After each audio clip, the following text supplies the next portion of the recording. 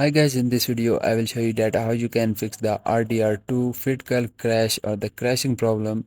So I will show you guys the best effective solution to fix this problem, so make sure you watch this entire video. So first you can go to your library and then click on the Rdr2 game and then just click on this gear icon you are seeing, and now click on the properties, and now here you can just click on the install files and then click on the verify integrity of game files. Once you click on that, it will start repairing your corrupted files or any missing files in your game, and this built-in function can also work. After that, just restart your game and see your problem is fixed or not.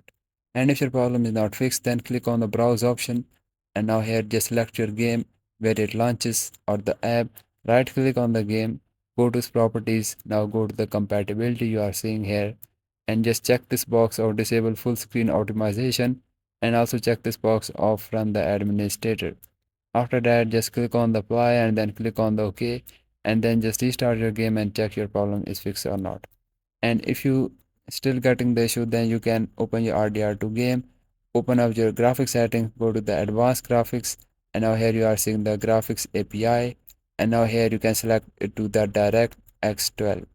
So by selecting it to direct S12 will fix your problem, and there is 90% chances your problem is fixed. And if your problem is still not fixed, then you can go with the next solution.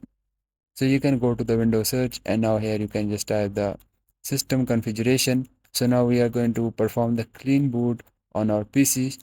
So once it was open, just go to the services and just check this box of hide all Microsoft services.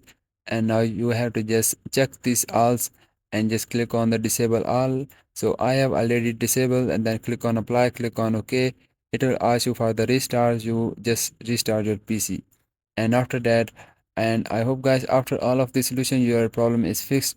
And if your problem is fixed, please don't forget to like this video, because this is the motivation for me, and I will see you guys in the next video. Bye bye.